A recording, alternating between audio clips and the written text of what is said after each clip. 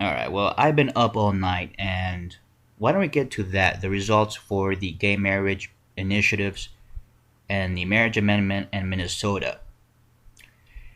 It appears that gay marriage has won, and all three states where people were voting on it, Maryland, Maine, and Washington, and the voters of Minnesota rejected the marriage amendment. And I'm not really surprised that the Minnesota voters rejected the marriage amendment. I was a little bit surprised on the Maryland vote. I thought we were going to lose that vote, you know, by very slim margins, but we actually have a clear victory there. Let me go by the numbers here. Maine, the people of Maine voted yes for gay marriage, 52.85% or 53%, with 306,437 votes in the affirmative. Maryland, we won that. Also, question 6, 52% of the voters voted in favor of gay marriage.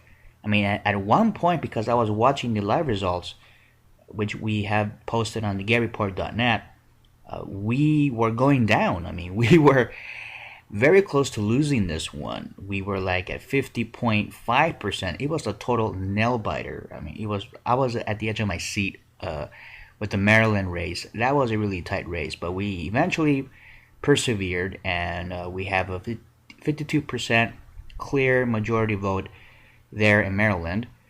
And in Washington State, 51.79% or 52% of the electoral vote in Washington State voted for gay marriage, 985,308 votes in that race. And in Minnesota, people were getting confused over this.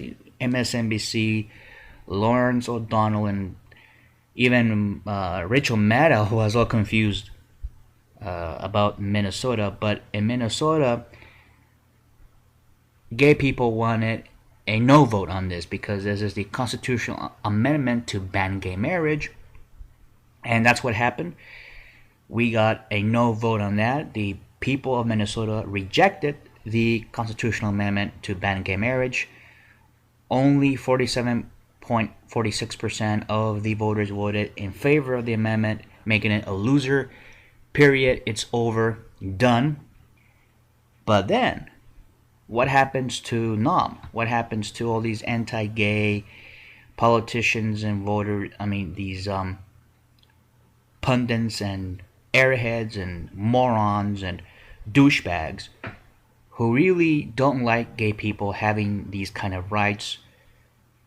And really, I don't want to spend the next, I don't want to go off in a rant here because it's 2:37 in the morning and I really want to go to sleep and get to bed, but probably that won't happen for another couple hours. I have a few things to do, but one thing I want to say about this is, look, now we have voters in certain states voting for gay marriage. That's a very huge step. And I think it will have a domino effect, yes, it will, in many other states, in which voters there might say, well, look, the voters of Washington, the voters in Maine, the voters in Maryland, they voted for this. It seems to me that there's nothing really bad about this, that this really helps people and it's popular. And I think gay marriage is becoming a populist issue, and I think that's a great idea. That's a good thing. So, what happens to NOM? Well, NOM is going to be relegated, I think, to a very insignificant, very small group, like it already is, but a little bit more. For those who really paid a lot of money for NOM, gave up millions of dollars for NOM and these ballot initiatives, because they needed money to get the signatures, they needed money to do all this shit, except for the Minnesota one. They just passed it through the legislature. But the Minnesota marriage amendment, that was all publicity. The Republicans of that legislature really wanted the Republicans to come out and vote for the Mitt Romney campaign, for Mitt Romney. So they devised a way to get more conservative Republican votes out there by saying, hey, you better go vote for this. But that didn't really work. Minnesota actually went for Obama, I think it did. So, all right. Oh, but I'm really getting to think about this. There are people that are saying we shouldn't vote on this. Fine, I agree with you on that. But here's the problem. Well, actually, it doesn't really matter anymore because the opposers of gay marriage don't really care about the process anymore. Like people like Mark Levin and Rush Limbaugh and all these commentators and pinheads, so-called pundits say, wait a minute, it's the process that matters. Activist judges shouldn't be legalizing gay marriage, stuff like that. Well, look what they do. When they select or vote for president, they say, oh, we need conservative justices in the Supreme Court. We need more conservative judges in the federal circuits. What are they saying when they say this? They're saying that they want activist judges. That's what they want. So they're full of bullshit when it comes down to this. And in reality, they don't care about the process. They will use any process, whether it will be a judge to stop gay marriage like they try to do in New York. Remember that when we have New York legalized gay marriage and some teabagger, I don't know what it was, conservative activists, they tried to get a judge to repeal the gay marriage law that was legally passed by the legislature. Oh, really? Only gay people use activist judges. What a stupid, lame bullshit that is. It's really bullshit. So, first, they said, here's what they said. I mean, look at their fucking logic. Not logic, but look at their desperation. In a way, it's desperation. In a way, it's fear of the coming swell of support for gay rights and gay marriage. And they don't like that. They're afraid of that. For whatever reason, whether it's homophobia, whether it's fear of the unknown, I don't know what it is. Religious reasons, which I doubt. Because a person with strong religious convictions don't need the state to come in and vindicate those convictions and to actually pursue those convictions in the public sphere and legal law and in the courts and all that. But for whatever reason, they are opposed to gay marriage. At first, they told us, you cannot go to the courts. The courts cannot decide this. This is totally, when Prop 8 went to court and the federal court said, you have to allow gay people to get married, and it's going through the federal courts. Proposition 8 was ruled unconstitutional. All these people were yelling and screaming that it's trampling on the will of the people and all that bullshit. Okay, so they told us, you homo-fascist, gay activists, whatever you want to call us. I'm not really a gay activist, but I guess when they talk about gay activists, they say gay people. I mean, that's what they really are saying, if you read between the lines. And they're saying, look, you people cannot use the courts to get protection, legal protection, and rights. The courts are not, and this is what they say for many things, too, not just gay marriage, but they really harp on the gay marriage issue to make a point to everybody, straight people, gay people, black people, any people, to say to them, look, you have no rights under the law. The court cannot grant you rights. They cannot protect you from an overpowering, oppressive legislature or an oppressive majority, etc., whatever. You cannot seek refuge at a court. That's what they're saying. And, all right, fine. Let's now go to the courts. Why don't we do this? Why don't we go to the legislatures and get lawmakers, as corrupt as they are, and as sneaky and weaselly as they are, and as self-centered as they are, because most of these politicians, what are they? They're self-centered. They don't give a shit about anything. All they care about is winning the next election and staying in power, so they can be up there. They can be partying with their friends and maintaining the power. There are very few people who really care about other people, who are selfless and who really want to really want to sacrifice for everybody else. Rarely will you ever see that. But okay, we go to the politicians. We did that in New York. In New York, we went to the legislature. In Maine, in the first round, we did that as well. The legislature passed gay marriage. Okay, and we did that, and then that wasn't enough. No. That wasn't enough. You can't do that, they said. Really? No. The courts cannot legalize gay marriage for you. That's activism, whatever that means. And then they said, oh no, the lawmakers who make laws, right? That's what they call lawmakers. The lawmakers cannot make that kind of law.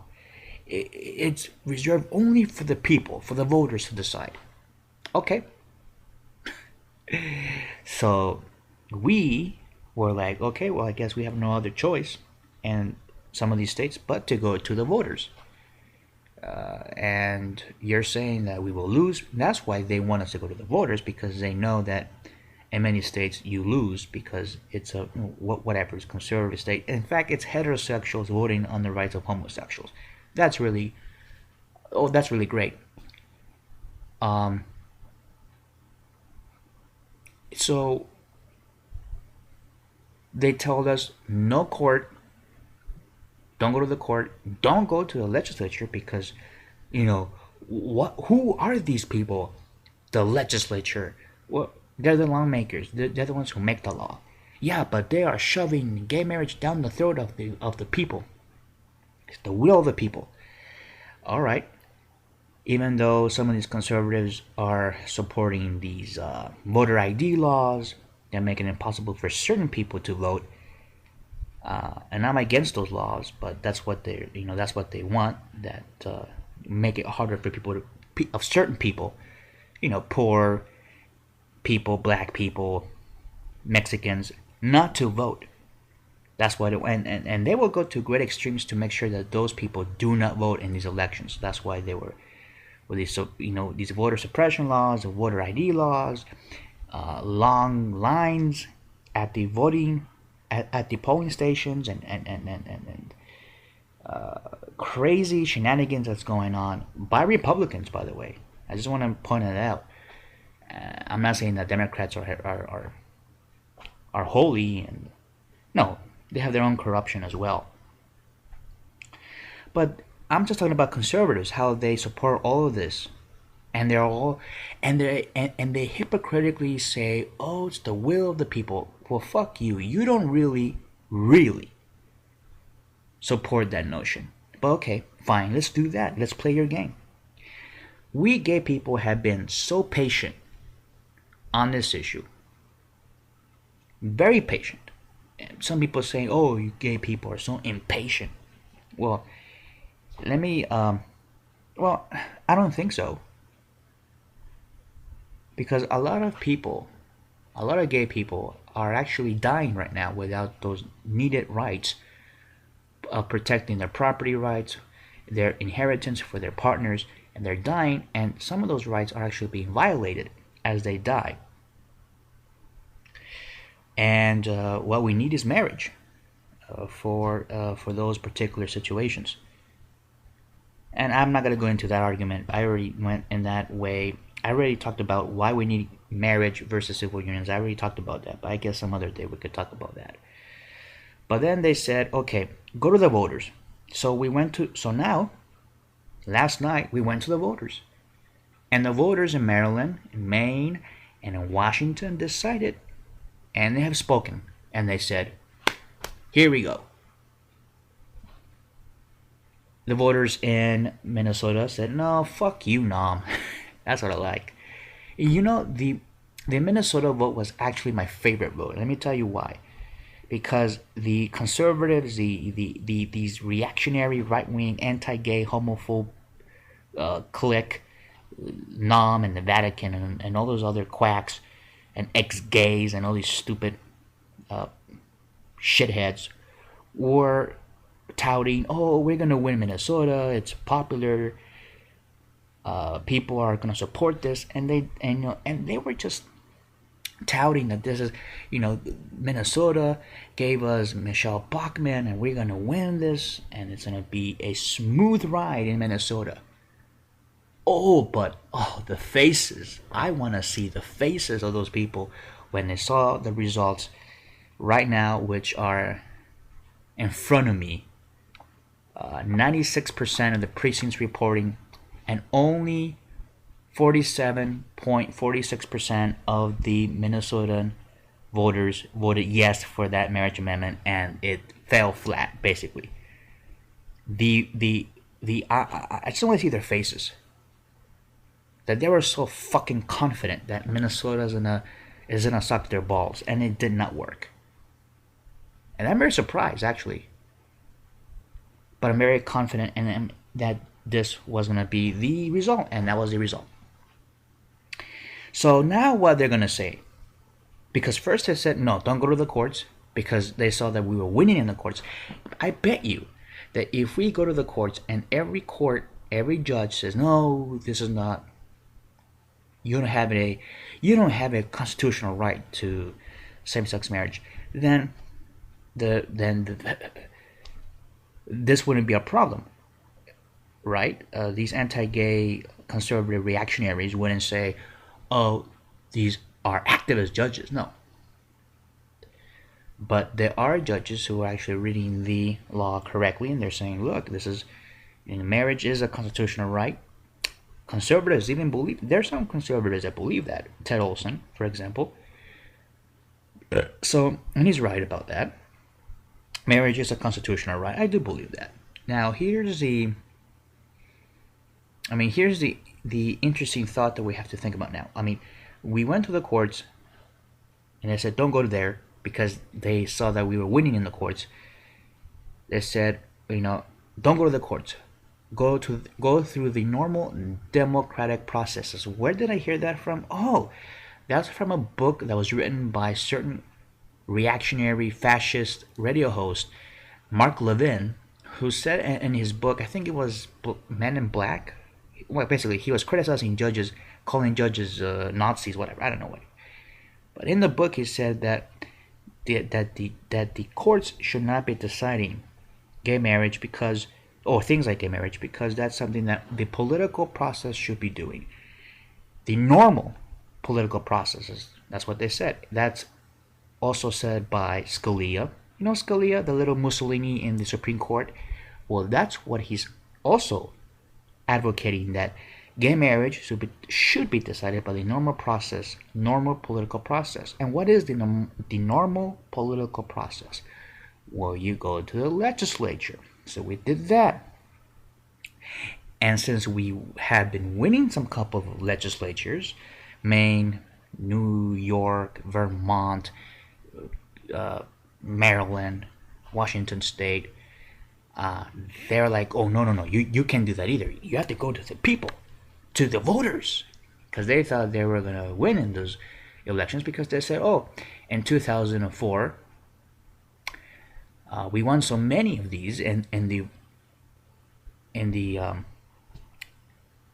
electoral the public voting on this, and we won in North Carolina recently, which was basically a red state, and the vote was during a primary, which only Republicans really go out and vote in those primaries. So they were confident that they were going to win. And so that's their thing. Go to the, only the voters are allowed to decide this. Only the voters? I thought that it was the normal political process. The normal political process, the normal democratic process, is to have your representatives vote and make those laws. That's what you say. Now you're saying a whole different thing. Now you're saying only the voters. That's not really the normal political process. That's really abnormal because only a small minority of laws are actually made and voted by the electorate or by the voters. Okay, let's go to the voters, and that's what you insist, and we did. So now, what are you gonna say? And I hate repeating myself because I really want to know. Now, what are they gonna say? What can they say now? They said, "Oh no, no, no! Now you cannot go to the voters. Now you must go to."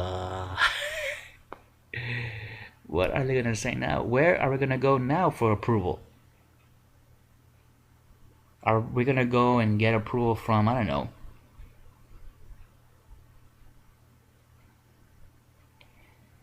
uh, I guess they're gonna say now you're gonna need approval from God. Screw the voters. God says no. I mean, that's basically what they're gonna end up saying. There's no other way. There's no escape. There's no. I mean, unless they come up with a fourth way, a fourth branch of government, which doesn't exist.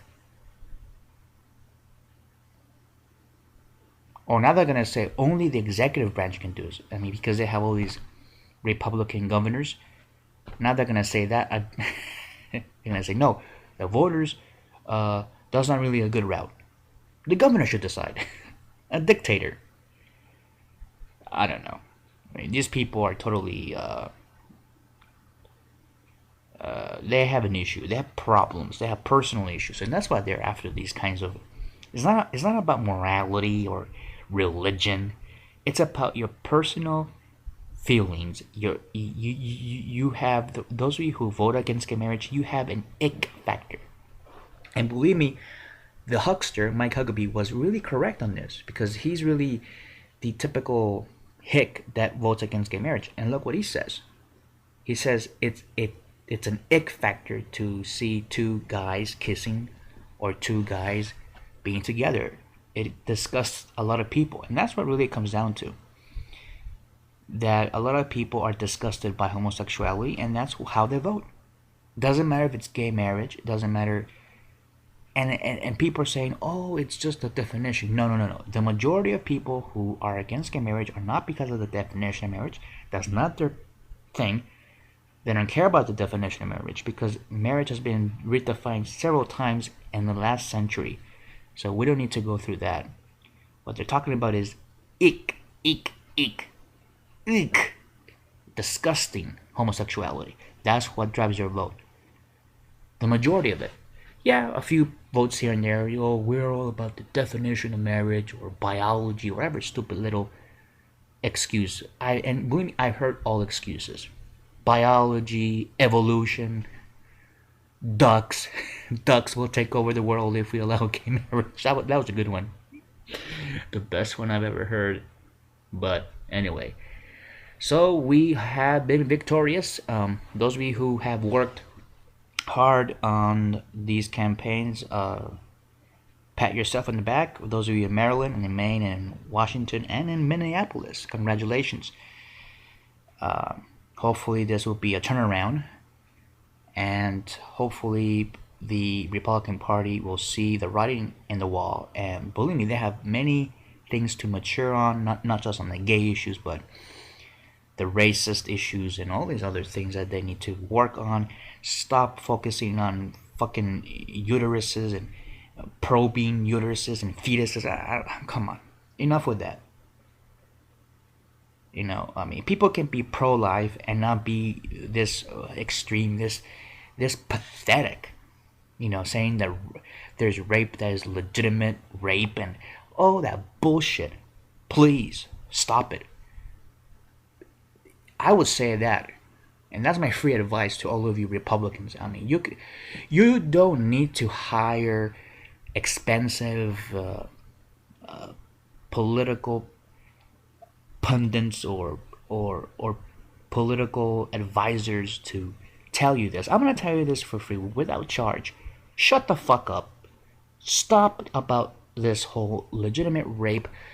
Stop with these extremist teabaggers who have this ideology, and believe me, I was in the Tea Party when it first started. The first few months, it was a totally different thing. It actually resembled that of Wall Street, the Occupy Wall Street movement. It was similar to that. But then a year later, boom, it totally changed.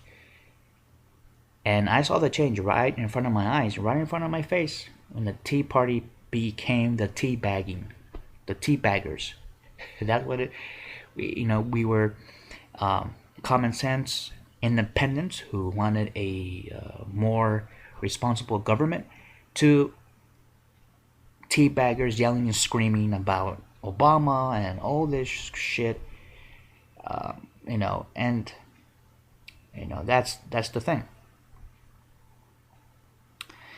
But Obama being reelected, well, that's what the people want. I'm not gonna discuss that really, because that's really, I mean, you can point at anything that you want about Obama. You can point at the birth certificate. I know there are issues with it. I still think there are some issues with it. I'm not gonna bring it up because I'm tired of that. And when Donald Trump came by and put his ugly little paws all over that issue, it just went really downhill. It went down the toilet. So we don't need to do that. What we need to do is put his feet on the fire. I mean, that's what we need to do, because here we have a lame duck session, and they're talking about a grand bargain. What kind of grand bargain are we talking about? What do you mean you're going to bargain with these fascists? Because that's what they are. I mean, when I was in the Tea Party and I saw these fascist, neocon, homophobe, religious Christies coming in and taking over the Tea Party, that's what they are. They are extremists. They are Confederate. They hate the government. They hate the union. They hate everything about the changes that we've made for the American people. Social Security, Medicare, and all that. I mean, they want to get rid of it. I mean, that's what they're saying. I wasn't signing up for that when I joined the Tea Party. Actually, when I was the first few activists. And you know what happens when you form a nice little group? Somebody wants to join it and take it over. I mean, that's what they do. So, Obama winning, I think for me was more about making sure that Mormon Bishop Romney didn't win. I mean, that's really what it came down tonight. We made sure as a country that we said no to Romney, to that hedge fund hyena, that asset stripper, that corporate corrupt pseudo neo-capitalist who is not really capitalist at all. But anyway, and that's all I really want to say about that, about the election. I mean, there are so many things I can say, but it's 3 o'clock in the morning, and people have their own opinion about things. I really want to just kind of sit on this a little bit more before I continue on and talk about the election. But that's what happened. People rejected Mitt Romney, rejected his policies, rejected everything that he stood for, and I don't blame them for doing that. But look what we have. We have somebody like Obama who says that we have a grand bargain. I mean, you liberals have to really look at this. What do you mean grand bargain? Why do liberals not question him on this grand bargain shit? I don't know. See, that's what, people always tell me, Jose, you have progressive ideas. That's what they say. Why don't you become a liberal? Why don't you call yourself a liberal? Why are you independent? Because liberals are not that clever when it becomes apparent that their own leaders who have good ideas never implement them, or are stepped over by the reactionary right-wing dictators. I mean, that's what happens. That's why I'm not a liberal, because liberals are too weak on this. They don't really stand up to their own leaders who betray them. I mean, this is what's going to happen. Obama is going to betray the liberal base, and liberals are not going to care. That's really, I think, the worst tragedy on this election, and that's that's all I have to say. But if you voted for Obama, good for you, whatever, blah, blah, blah. But I think, and Obama is correct on this, it doesn't just stop with you voting. You're going to have to check on this guy. You're going to have to check on this guy. And the Senate as well, and everything else. Make sure the Senate stops whatever stupid shenanigans the teabaggers in the Republican House really want to do. We have to stop them. Whatever genocidal cuts they want to have against the American people, we need to stop them. And what's really fascinating is that liberals don't really give a shit. They just say, "Oh, we voted for our guy. That's it. It's over. It's done. Let's just go back home and mope and complain all day." What's that about? So, anyway. But the good part about the election, what I like about this year's election, is that we said no to Romney, no more. He's over, he's done, he's not going to run for anything else. I hope he doesn't. Because that guy, he had a whole load of baggage. A whole load of baggage. And I think he was more dangerous than Obama. He is. But at least we have blocked him from the White House, and that's really what we had to do last night. That's what we had to do as a country, and we did it. And that's good. But I don't really like who we have elected into the White House. So we are not. I mean, it's not really going to help. This guy Obama is bending over backwards, and he lets the reactionaries of the right wing step all over him, and he's a weakling. Grand bargaining and all this. Oh, the fiscal cliff that we have, that's all bullshit, the fiscal cliff. That's created by the teabaggers. And I know that for a fact. Because one of my teabagger friends who's still active in there, I don't know why he is. I mean, he told me, and he works for a teabagger congressman, and he says, the fiscal cliff, that's all bullshit. That's something that we created. Of course you do. That's how you can fear people and blame it on Obama when he's actually just waiting for you to actually fucking grow up. But I don't know. Anyway, that's my take on that. I'm going to go to bed now, so. But we won gay marriage. The voters decided to uphold gay marriage in Maryland, Maine, and Washington, and reject the gay marriage ban in Minnesota. A victorious day it is for the gay community. We blocked Bishop Romney from entering the White House. He's no longer able to pick the curtains for the Oval Office. That's a good thing. And so at least we did some good things last night. So that, I think, should go down in the books and history as a moment in which America realized itself and has this identity of being a country of freedom, of tolerance, and that's what we really need to be. So, anyway, that's that for that.